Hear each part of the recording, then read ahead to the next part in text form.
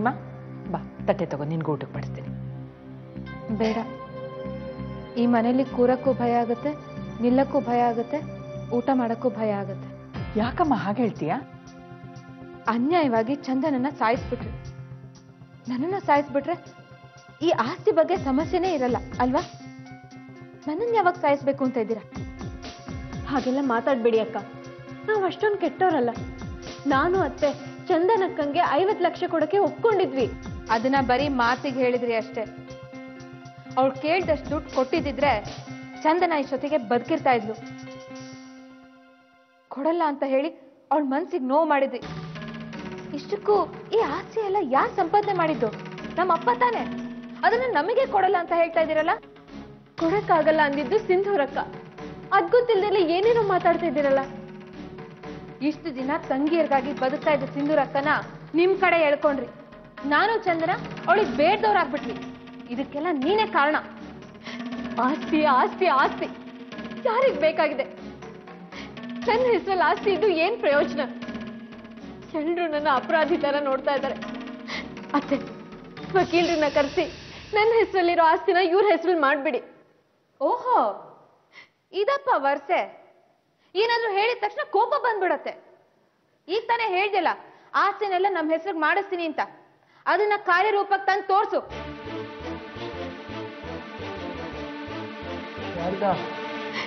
ಯಾಕೆ ಅಳ್ತಿದ್ಯಾ? ಅಳ್ಬೇಡ ನೀನು. ಶಾರದಾ, ಹೀಗೆ ಯಾರ್ಯಾರೋ ಬಂದು ತಮಗ್ ಬೇಕಾದಾಗೆ ಮಾತಾಡಿ ಹೋಗ್ತಾನೆ ಇರ್ತಾರೆ. ಹೀಗಾಗುತ್ತೆ ಅಂತಾರೆ ಆಸ್ತಿನೆಲ್ಲ ನನ್ನ ಗಂಡ ನಿನ್ನ ಹೆಸರಿಗೆ ಬರ್ದಿರೋದು. ಇಂಥ ಮಾತೆಲ್ಲ ನೀನು ತಲೆ ಕೆಡಿಸ್ಕೊಬೇಡ ಶಾರದಾ. ಅದಕ್ಕಲ್ಲ ಆಯ್ತು, ಇದನ್ನೇ ಕಾರಣವಾಗಿ ಇಟ್ಕೊಂಡು ಎಲ್ರು ನನ್ನ ಬಗ್ಗೆ ತಪ್ಪಾಗಿ ಮಾತಾಡ್ತಾರೆ. ಮಾತಾಡ್ಲಿ ಬಿಡು ಶಾರದಾ. ಅವ್ರ ಬಾಯಿ ನೋವಾದಾಗ ತಾವೇ ನಿಲ್ಲಿಸ್ತಾರೆ. ಇಷ್ಟಕ್ಕೂ ಅವ್ರು ಮಾತಾಡಿದ್ದೆಲ್ಲ ನಿಜ ಆಗ್ತಿರುತ್ತಾ? ಶಾರದಾ, ಮಹಿಮಕ್ಕ ನಿನ್ನ ಬೈದು ಹೋದ್ಲಲ್ಲ, ನಾನು ಅವಳಿಗೆ ಹೊಡೆದು ಬರಲ್ಲ? ಬೇಡ ರೀ, ದೊಡ್ಡವ್ರನ್ನ ಹಾಗೆಲ್ಲ ಅನ್ಬಾರ್ದು. ಊಟ ಮಾಡಿ. ನೀನು ಊಟ ಮಾಡಿದ್ರೇನೆ ನಾನು ಊಟ ಮಾಡೋದು. ನೋಡ್ಯಾ, ನಿನ್ ಕಂಡ್ರೆ ಅವನಿಗೆ ಎಷ್ಟು ಪ್ರೀತಿ ಅಂತ. ಮಾಡಿ, ಇಬ್ರು ಊಟ ಮಾಡಿ.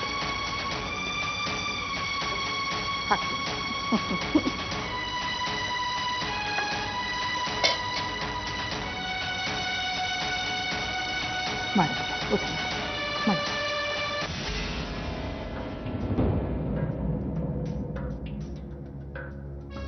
ನಾನು ಒಳಗೆ ಬರ್ಬೋದಾ? ಕಮನ್ ಇನ್ಸ್ಪೆಕ್ಟರ್, ಕೂತ್ಕೊಳ್ಳಿ. No thanks. ಏನು ವಿಷಯ? ಚಂದನಾಳ್ ಗಂಡನ್ನ ಚಂದನ ಕೊಲೆ ಬಗ್ಗೆ ಎಂಕ್ವೈರಿ ಮಾಡಿದಾಗ ಆ ಕೊಲೆಗೂ ನನಗೂ ಯಾವ ಸಂಬಂಧನೂ ಇಲ್ಲ ಅಂತ ಅವನು ವಾದಿಸ್ತಾನೆ ಇದ್ದ. ಆದ್ರೆ ಪೋಸ್ಟ್ ಮಾರ್ಟಮ್ ರಿಪೋರ್ಟ್ ಅಲ್ಲಿ ಚಂದನಾಳ್ ಮುಖನ ಯಾವ್ದ್ರಿಂದಲೋ ಒತ್ತಿ ಹಿಡಿದು ಉಸಿರುಗಟ್ಟಿಸಿ ಪ್ರಾಣ ಹೋಗಿದೆ ಅಂತ ಬರ್ದಿದ್ದಾರೆ. ಸೊ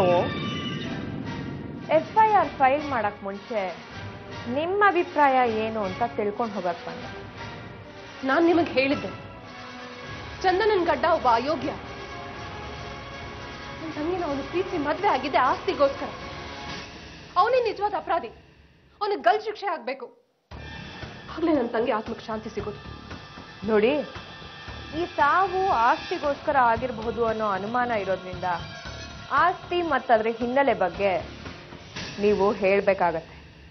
ಅದಕ್ಕೋಸ್ಕರನಾದ್ರೂ ನೀವು ಕೋರ್ಟಿಗೆ ಹಾಜರಾಗ್ಲೇಬೇಕಾಗತ್ತೆ. ನಿಮ್ಮನ್ನ ಕಸ್ಟಡಿಗೆ ತಗೊಂಡು ಎಂಕ್ವೈರಿ ಮಾಡ್ಬೇಕಾಗತ್ತೆ. ಆದ್ರೆ ನಾನು ಯಾವ ತಪ್ಪು ಮಾಡಿಲ್ಲ. ತಪ್ಪಿತಸ್ಥರು ಯಾರು ಅನ್ನೋದನ್ನ ಕೋರ್ಟ್ ನಿರ್ಧಾರ ಮಾಡುತ್ತೆ. ಯಾವನೋ ಮಾಡಿದ ತಪ್ಪಿಗೆ ನಾನು ಯಾಕೆ ಕಟ್ಕಟ್ಟೆ ಹತ್ಬೇಕು? ಯಾವನೋ ಮಾಡಿದ ತಪ್ಪು ಅಂತ ನೀವೆಷ್ಟು ಖಡಾಖಂಡಿತವಾಗಿ ಹೇಗೆ ಹೇಳ್ತೀರಾ? ಚಂದನಾಗೂ ಆಸ್ತಿಲ್ ಒಂದು ಶೇರ್ ಇದೆ. ಅವಳು ಹರ್ಷನ ಪ್ರೀತಿ ಮದ್ವೆ ಆಗಿದ್ದೇ ಒಂದು ಕಾರಣ ಅಂತ ಹೇಳಿ ಯಾರೋ ಅವಳ ಕತೆನ ಮುಗಿಸಿರಬಹುದಲ್ಲ. ಈ ನಿಮ್ ವೈಲ್ಡ್ ಗೆಸ್ಗಳಿಗೆ ನಾನು ಉತ್ತರ ಕೊಡಕ್ಕಾಗಲ್ಲ. No problem. ವಿಷಯ ನಿಮಗೆ ಗೊತ್ತಿರ್ಲಿ ಅಂತ ಹೇಳ್ದೆ ಅಷ್ಟೆ. ಕೋರ್ಟಿಗೆ ಹೋಗದೆ ಈ ಕೇಸ್ನ ಮುಚ್ಚಾಕಕ್ಕಾಗಲ್ವಾ? ಯಾಕೆ? ಕೇಸ್ ಅಂದ್ರೆ ಭಯಾನ? ಕೇಸ್ ಅಂದ್ರೆ ಭಯ ಅಲ್ಲ, ಇದು ನಮ್ಮನೆ ಮಾನ ಮರ್ಯಾದೆ ಪ್ರಶ್ನೆ, ಅದಕ್ಕೆ. ಸಿಂಧೂರ ಅವರೇ, ನಿಮ್ ಮನೆ ಆಸ್ತಿ ಇದ್ಯಾವುದು ನಿಮ್ದಲ್ಲ, ನಿಮ್ ಪೂರ್ವಿಕರದಂತೂ ಅಲ್ವೇ ಅಲ್ಲ. 25 ವರ್ಷಗಳ ಹಿಂದೆ ಬೇರೆಯವರ ಆಸ್ತಿ ನಿಮ್ ಕೈ ಬಂದು ಸೇರ್ತು. ಜಾಸ್ತಿ ಡೀಟೇಲ್ಸ್ ಬೇಕು ಅಂದ್ರೆ ನಿಮ್ ಚಿಕ್ಕಮ್ಮನ ಹತ್ರ ಮಾತಾಡಿ. ಪಾಪ ನಿಮ್ ತಂದೆ ಟೈಮ್ ಚೆನ್ನಾಗಿದೆ, ಸತ್ತು ಹೋಗಿದ್ದಾರೆ. ಅವ್ರೇನಾದ್ರೂ ಜೀವಂತವಾಗಿದ್ದಿದ್ರೆ ಅವರು ಕಟ್ಕಟೆಯಲ್ಲಿ ಬಂದು ನಿಲ್ಬೇಕಿತ್ತು. ನೋಡಿ ಸಿಂಧೂರ ಅವರೇ, ಯಾರು 100% ಯೋಗ್ಯರು ಇರಲ್ಲ, ಅಯೋಗ್ಯರು ಇರಲ್ಲ. ನಾನು ಹೇಳಿದ್ ನಿಮ್ಗೆ ಅರ್ಥ ಆಗಿದೆ ಅನ್ಕೊಂಡಿದ್ದೀನಿ. ಬರ್ತೀನಿ.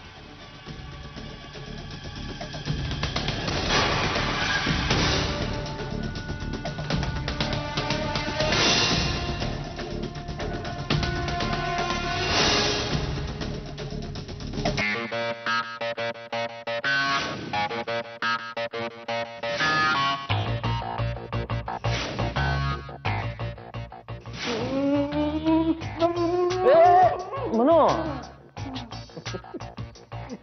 ಇನ್ನು ಕಾರ್ ಓಡಿಸ್ಕೊಂಡಿದ್ಯೇನೋ? ನನ್ನ ಹೊಸ ಕಾರ್ ಹೇಗಿದೆ? ಇನ್ನು ಎಷ್ಟು ದಿನ ಅಂತ ಕಾರ್ ಓಡಿಸ್ಕೊಂಡಿರ್ತೀಯೋ? ಎಷ್ಟು ದಿನ ಅಂತ ಗೊತ್ತಿಲ್ಲ, ಆದ್ರೆ ತುಂಬಾ ದಿನ ಅಂತ ನಾನು ಹೀಗೆ ಇರ್ತೀನಿ. ನೀನು ಇಷ್ಟು ದಿನ ಎಲ್ಲಿಗೆ ಹೋಗಿದ್ದೆ? ನಾನಾ ಬಿಸ್ನೆಸ್ ಟ್ರಿಪ್ ಅಂತ ಮಲೇಷ್ಯಾ ಹೋಗಿದ್ದೆ. ಚಾಕ್ಲೇಟ್ಸ್ ತಂದಿದ್ಯಾ? ತಂದಿದ್ದೀನಿ. ನಂಗೆ ಚಾಕ್ಲೇಟ್ ಬೇಕು ತುಂಬಾ. ಓ, ಖಂಡಿತ ಕೊಡ್ತೀನಿ, ಬಾ ನನ್ನ ಜೊತೆ. ಅದು ಸರಿ, ಶಾರದಾ ಇಲ್ಲಿ? ಶಾರದಾ ಅಡುಗೆ ಮನೇಲಿ ಇರಬೇಕು, ಸರಿಲ್ಲ? ಬೇಡ ಬೇಡ ಬೇಡ, ನೀನು ನನ್ನ ಜೊತೆ ಬಾ. ನೀನು ಸ್ವಲ್ಪ ರಿಪೇರ್ ಮಾಡಬೇಕು. ನನ್ನ ಕಾರ್ ಪಾರ್ಕ್ ಮಾಡಿ ಬರ್ತೀನಿ. ಇರ್ಲಿ ಬಿಡು, ಬಾರ. ನನ್ನ ಕಾರ್ ಅಪ್ಪತ್ತಲ್ಲ, ಒಂದು ನಿಮಿಷ. ಬಾ ಬಾ. ಮನು ಮನು,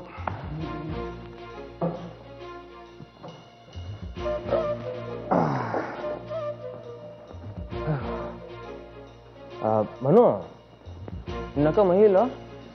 ಅವ್ರು ಹೊರಗೆ ಹೋಗಿದ್ದಾರೆ, ಆಮೇಲೆ ವಾಪಸ್ ಬರ್ತಾರೆ. ಹೌದಾ? ಹಾಗಾದ್ರೆ ಅವಳು ಬರೋವರೆಗೂ ಒಂದು ತೆಗ್ ಹಾಕೋಣ.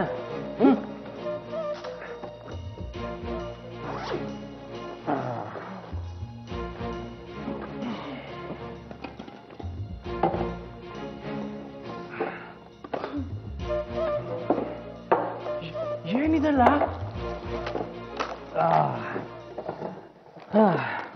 ಏನಿದು? ಇದೆಲ್ಲ ಫಾರಿನ್ ಐಟಮ್ಸ್ ಕಣೋ. ಇದು ಫಾರಿನ್ ಸ್ಪ್ರೇ ನೋಡು, ಹೇಗಿದೆ? ಸೂಪರ್ ಆಗಿದೆ. ಸೂಪರ್ ಆಗಿದೆಯಲ್ಲ? ಇದೇನು ಇಂಡಿಯಾಗೆ ಬರಲಿಲ್ಲ ಕಣೋ. ಇದೇನು? ಮನು, ಇದು ಸುರಪಾನ. ಒಂದು ತೆಗ್ ಹಾಕ್ತೀಯಾ? ಸೂಪರ್ ಆಗಿರುತ್ತೆ. ಸೂಪರ್ ಆಗಿದೆ ಅಂದ್ರೆ ನಂಗೂ ಬೇಕು. ದಟ್ಸ್ ಲೈಕ್ ಎ ಗುಡ್ ಬಾಯ್. ಇವತ್ತು ನಿನಗೆ ಸ್ವರ್ಗ ಸ್ವರ್ಗ ಕಾಣೋ ಹಾಗೆ ಮಾಡ್ತೀನಿ.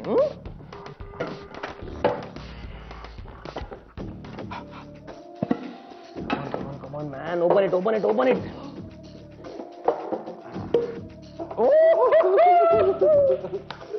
Give me 5, huh?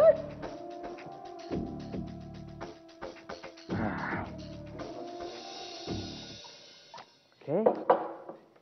One.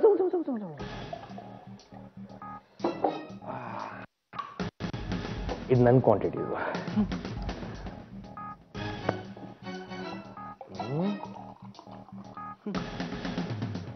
Okay, ಕೈಲಿ ಹಿಡ್ಕೋ. ಈಗ ನನ್ನ ನೋಡು, ನಾನು ಹೇಗೆ ಕುಡಿತೀನೋ ಹಾಗೆ ಫಾಲೋ ಮಾಡ್ಕೊಂಡು ನೀನು ಕುಡಿಬೇಕು. ಒಂದು ನಿಮಿಷ. ಓಕೆ, ನೋಡ್ತಾ ಇರು.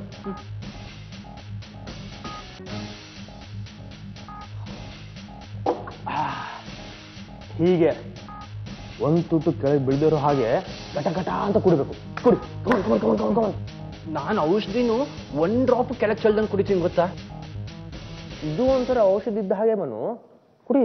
ಹಾ,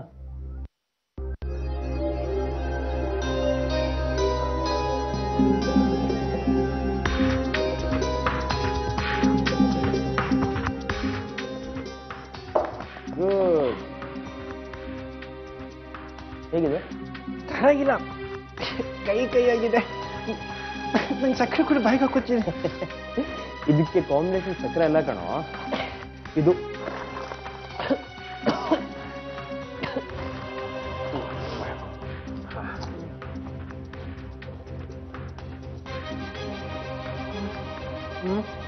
ಬಾವ ಜರ ಚೆನ್ನಾಗಿದೆ. ನಂಗೆ ಇನ್ನೊಂದು round. Oh why not, super ಮಗ.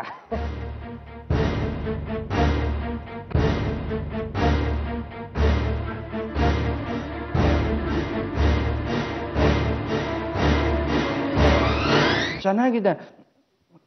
ನಂಗೆ ಇನ್ನೊಂದು round. Oh why not, super ಮಗ.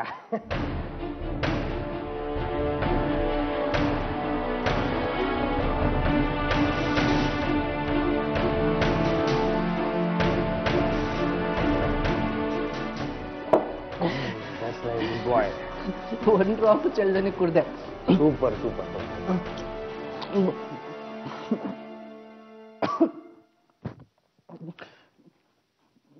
ನಾನು ಹೋಗ್ತೀನಿ, ನಂಗೆ ತುಂಬ ಕೆಲಸ ಇದೆ. ನೀನು ಆಮೇಲೆ ಆಟೋಟಕ್ಕೆ ಬರ್ತಾನೆ. ಬರ್ತೀನಿ. ಈಗ ನೀನು ಹೋಗಿ ಮರೆಯ, ಇಲ್ಲಾಂದ್ರೆ ಕುಡ್ದಿನ ವಿಷಯ ಎಲ್ಲ ಎಳ್ದು ಹೋಗುತ್ತೆ.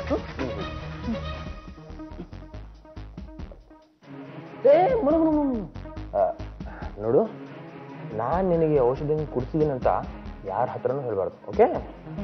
ಸರಿ, ಪ್ರಾಮಿಸ್. ಯಾರ ಹತ್ರ ಹೇಳಲ್ಲ. ಗುಡ್ ಬಾಯ್.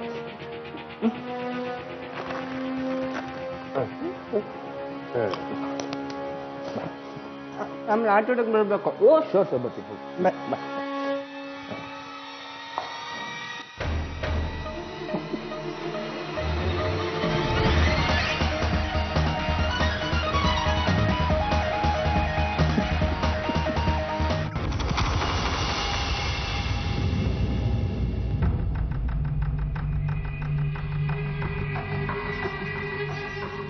ಯಾಕ್ರಿ, ಏನಾಯ್ತು? ಯಾಕೆ ಹಾಗೆ ನೋಡ್ತಾ ಇದ್ದೀರಾ? ಶಾರದಾ, ನಾನು ನಿನ್ನ ಗಂಡ ತಾನೆ. ಯಾಕೆ ಹೀಗೆ ಕೇಳ್ತಾ ಇದ್ದೀರಾ? ಹೇಳಿದ ಪ್ರಶ್ನೆಗೆ ಉತ್ತರ ಕೊಡು ಅಷ್ಟೇ. ಹೌದು, ನೀವು ನನ್ನ ಗಂಡನೇ. ಆಮೇಲೆ ನೀನು ನನ್ನ ಹೆಂಡತಿ ತಾನೆ. ಹೌದು. ನಿನಗೆ ನನ್ನ ಮೇಲೆ ಜಾಸ್ತಿ ಪ್ರೀತಿ ಬರೋ ಹಾಗೆ ಮಾಡ್ತೀನಿ. ಹೇಗೆ? ಬಾ ಹೇಳ್ತೀನಿ. ಬಾ ಶಾರದಾ.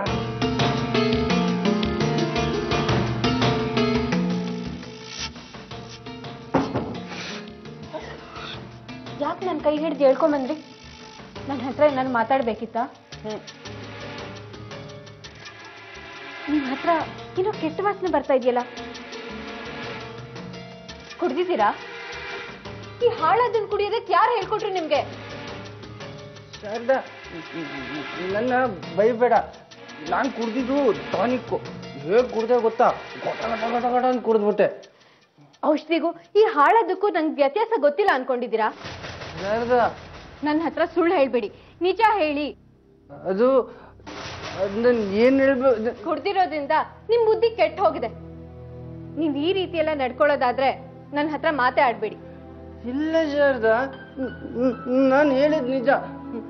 ಇದು ಔಷಧಿ ಕುಡಿ ಅಂತ ಹೇಳಿದ್ರು ನಾನು ಕುಡಿದ್ಬಿಟ್ಟೆ. ಅದೇ ಯಾರು ಕೊಟ್ಟಿದ್ದು ಅಂತ ಕೇಳ್ತಿರೋದು. ಅಯ್ಯೋ ಶಾರದಾ, ಹೇಳ್ಬೇಡ ಅಂತ ಪ್ರಾಮಿಸ್ ತಗೊಂಡಿದ್ದಾರೆ. ನಾನು ಹೇಳಲ್ಲಪ್ಪ. ಪರವಾಗಿಲ್ಲ ಬಿಡಿ, ಸಂಸಾರದಲ್ಲಿ ಹುಳಿ ಹಿಂಡೋ ಕೆಲಸ ಯಾರು ಮಾಡ್ತಿದ್ದಾರೆ ಅನ್ನೋದನ್ನ ನಾನೇ ಕಂಡು ಹಿಡಿತೀನಿ. ನೋಡಿ, ನೀವ್ ಇಲ್ಲಿಂದ ಹೊರಗಡೆ ಹೋಗೋ ಹಾಗಿಲ್ಲ. ಇದೇ ಕೊನೆ ಸಲ. ಇನ್ ಮುಂದೆ ಈ ರೀತಿ ಮಾಡಿದ್ರೆ ಹೇಳ್ದಲೆ ಕೇಳ್ದಲೆ ನಾನೇ ಇಲ್ಲಿಂದ ಹೊರಟು ಹೋಗ್ತೀನಿ, ಗೊತ್ತಾಯ್ತಾ?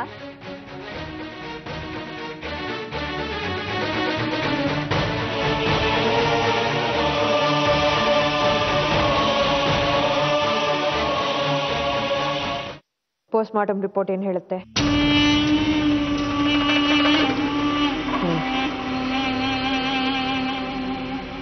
ಹಲೋ,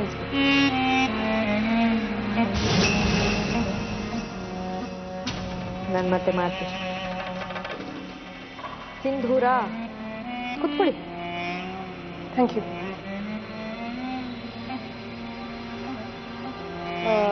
ಸಿಂಧೂರ ಅವರೇ, ಚಂದನ ನಿಮ್ಮ ಒಡ ಹುಟ್ಟಿದ ತಂಗಿನಾ?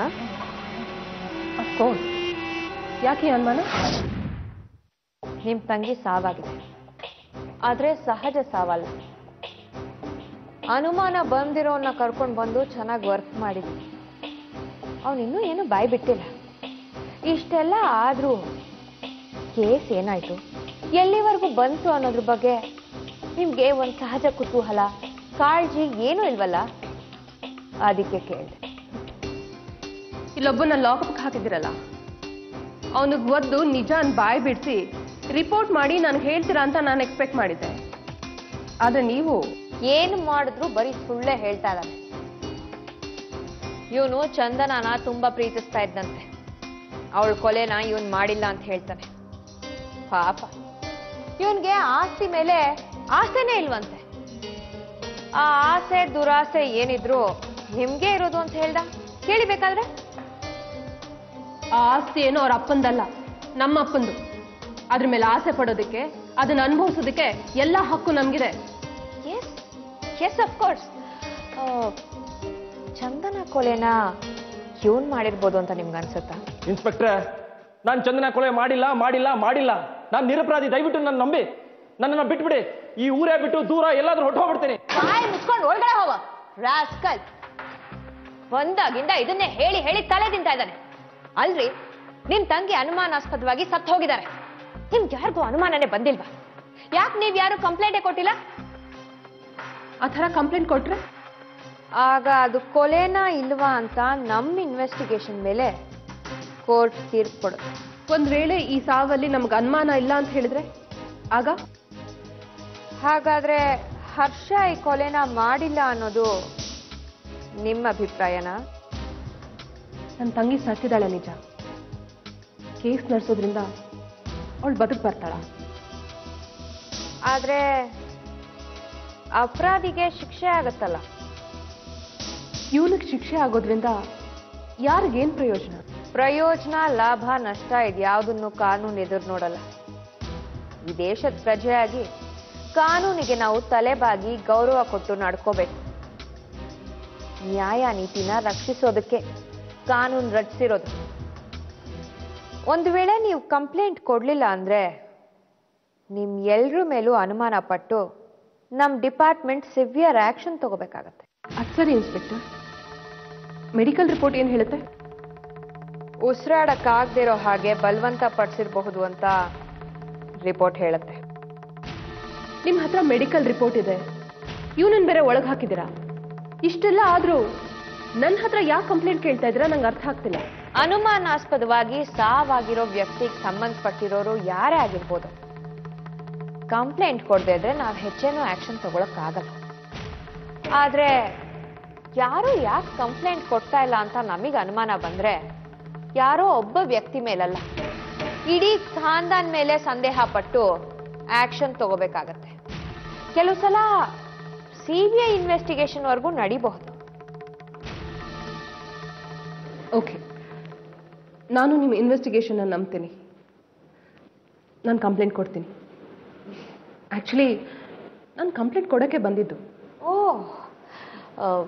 ನಾಗರಾಜ್, ವೈಟ್ ಶೀಟ್ ಕೊಡಿ ಮೇಡಮ್ಗೆ.